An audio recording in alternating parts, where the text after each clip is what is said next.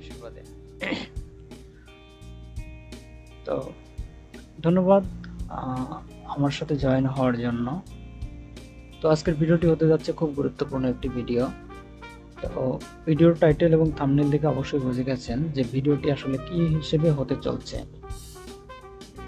তো আশা করি আপনারা ধৈর্য ধরে সাথে থাকবেন এবং বুঝতে পারবেন যে আশা করি ভিডিওটা কিভাবে হতে চলেছে। ভিডিওটি মূলত যারা ফেসবুক অ্যাডস ক্যাম্পেইন নিয়ে কাজ করে তাদের জন্য। তো how to improve Facebook ads result for service base business.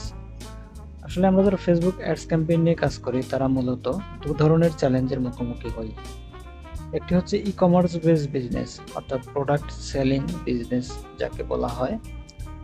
আরেকটা হচ্ছে সার্ভিস সেলিং বিজনেস, অর্থাৎ সার্ভিস বেস বিজনেস, যারা ফেসবুক অ্যাডস ক্যাম্পেইনের মাধ্যমে নিজেদের সার্ভিস সেল করে।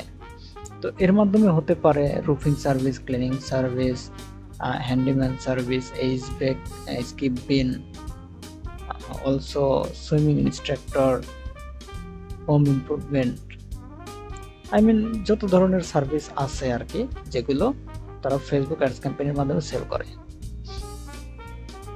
তো এইখানে ই কমার্সের জন্য প্রোডাক্ট সেলের হিসাব চায় ক্লায়েন্টরা, যে তুমি আমার হয়ে কাজ করছো, তো ফেসবুক অ্যাডসে কাজ করছো, তো 1 মাস আর 2 মাস যাই পারো কাজ করছো, তো এর মাধ্যমে আমাকে কতগুলো সেল এনে দিতে পেরেছো। কিন্তু যারা সার্ভিস বেস বিজনেসের কাজ করে তাদের বিষয়টি ভিন্ন। তাদের কাছে ক্লায়েন্টরা চায় যে তুমি কতগুলো কনভার্সন এনে দিয়েছো আমাকে, তুমি ফেসবুক অ্যাডস ক্যাম্পেইনের মাধ্যমে কতগুলো কনভার্সন এনে দিয়েছো এবং সেই কনভার্সনের প্রতি আমার সিপিসি অর্থাৎ কস্ট পার ক্লিক কত কেটেছে, অর্থাৎ প্রতিটা মেসেজ হোক, লিডস হোক, আর কল অথবা বুক নাও যেটাই হোক, যে কতগুলো হয়েছে পার কল, পার মেসেজ অথবা পার লিডস প্রতি কত কস্ট গেছে, এই হিসেবে রেজাল্টটা আসে।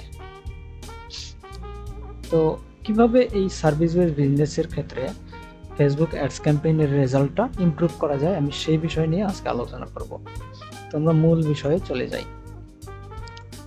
আসলে ফেসবুক অ্যাডস ক্যাম্পেইনের সার্ভিস বেস বিজনেসের ক্ষেত্রে কয়েকটি বিষয়ের দিকে বিশেষ নজর রাখতে হয়। তো তার মধ্যে আমি নিচে কিছু সাজিয়ে রেখেছি, এইখানে 4টা বিষয়। তো এই 4টা বিষয় যদি আপনার ঠিক থাকে, আশা করি আপনি ফেসবুক অ্যাডস ক্যাম্পেইনের ক্ষেত্রে ভালো রেজাল্ট আনতে পারবেন। তো প্রথমত হচ্ছে অডিয়েন্স রিসার্চ। আপনাকে কাদের কাছে অডিয়েন্সটা টার্গেট করবেন, আপনার বিজ্ঞাপনটা কাদের কাছে দেখাবেন, আপনার এই সার্ভিসটা কাদের প্রয়োজন, তো আপনি এই বিষয়টা মাথায় রাখতে হবে অবশ্যই, যেটাকে অডিয়েন্স রিসার্চ বলা হয়। ফেসবুক অ্যাডসের গুরুত্বপূর্ণ বিষয়ের মধ্যে একটি বলতে পারেন।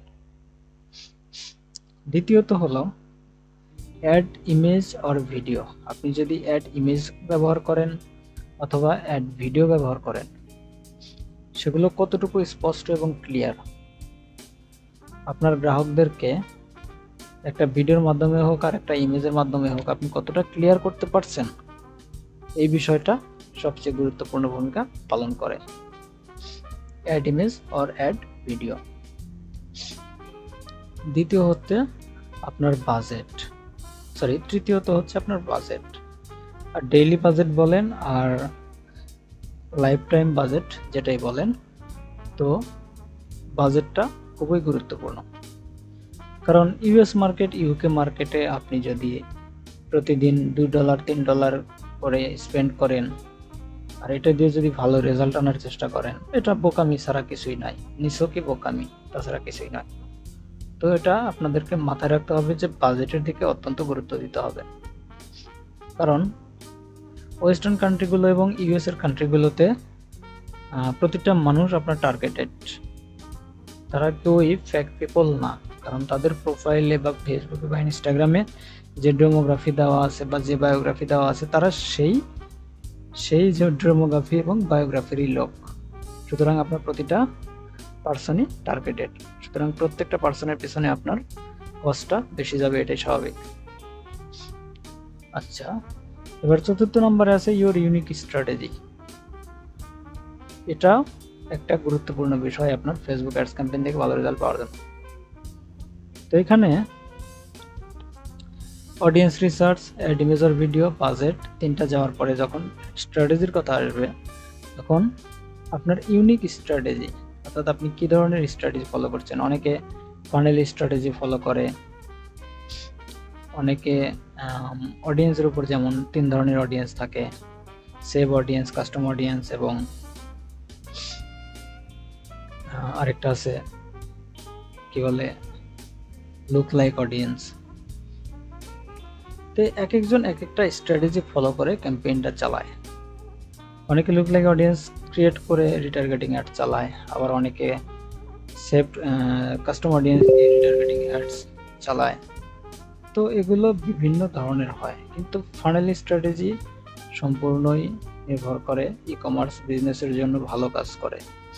তবুও ফানেল স্ট্র্যাটেজিটা এখন খুবই পুরাতন, কারণ Facebook ads campaign, add manager বলেন, ফেসবুকের যে এআইটা আছে, অর্থাৎ আর্টিফিশিয়াল ইন্টেলিজেন্স সিস্টেম যেটাকে বলা হয়, এটা খুবই স্ট্রং। আপনি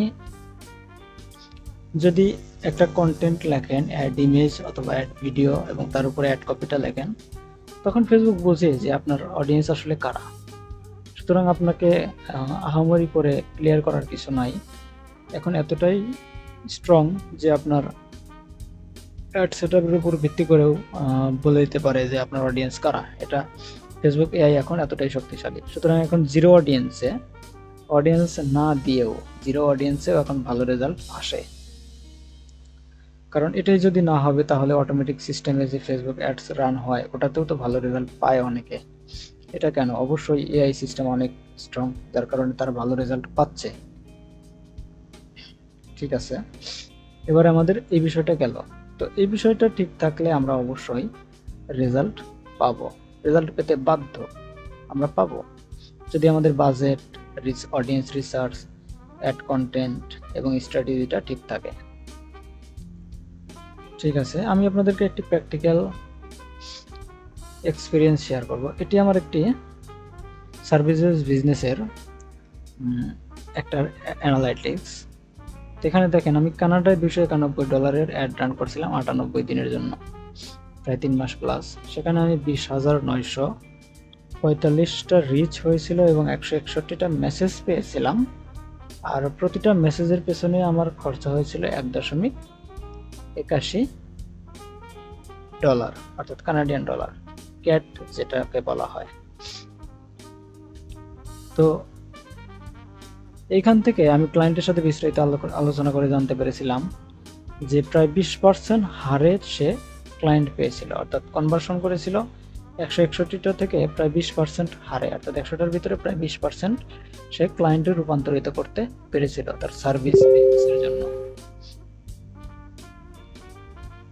তো 161 থেকে প্রায় মোটামুটি 30-32টার মতো মেসেজ ক্লায়েন্ট সে পেয়েছিল। হিসেবটা আরো বেশি হতে পারতো, কারণ মেসেজটা কনভার্সনে নিয়েছিলাম। এখানে কাস্টমারটা এবং লিডটা অনেকটা নির্ভর করে কনভার্সনের উপর। আমার ক্লায়েন্ট নিয়মিত রিপ্লাই দিতে পারে নাই, যার কারণে অনেক কাস্টমার হারাইছে। সুতরাং আপনারা আশা করি বুঝতে পেরেছেন যে সার্ভিস বেস বিজনেসের জন্য ফেসবুক অ্যাডস ক্যাম্পেইনের কোন বিষয়গুলো নজর দেওয়া উচিত। তো আপনারা যদি এই বিষয়গুলো ঠিক রাখেন, আশা করি ভালো রেজাল্ট পাবেন। আর 2 দিন, 7 দিন, 5 দিন অ্যাড ক্যাম্পেইন চালিয়ে ভালো রেজাল্ট আশা করাটাও বোকামি। কারণ ফেসবুক অ্যালগোরিদম অথবা ফেসবুক বিজ্ঞাপনকে একটা সময় দেয়া দরকার, কারণ একটা অ্যাড যতই পুরাতন হতে থাকে ততই রেজাল্টটা ভালো আনতে থাকে। এটাই স্বাভাবিক। আপনি একটা অ্যাড রান করলেন, 10 দিন রান করলেন, তারপরে রেজাল্ট পেলেন না, বন্ধ করে দিলেন, এমনটা করা যাবে না। তো এটা রাখতে হবে, একটা লং টাইম রাখতে হবে, আর সেই সাথে তাকে পর্যাপ্ত বাজেট দিতে হবে। এগুলো ঠিকঠাক থাকলে আপনি ফেসবুক বিজ্ঞাপন থেকে ভালো রেজাল্ট পাবেন সার্ভিস বেস বিজনেসের জন্য। তো মেন বিষয়গুলো আসলে এইগুলোই, আরো আনুষঙ্গিক বিষয়াদি থাকে যেগুলো আলোচনার বাইরে রয়েছে, তবে ওগুলো আসলে বেসিক আমি যেগুলো বলেছি। তো আশা করি আপনারা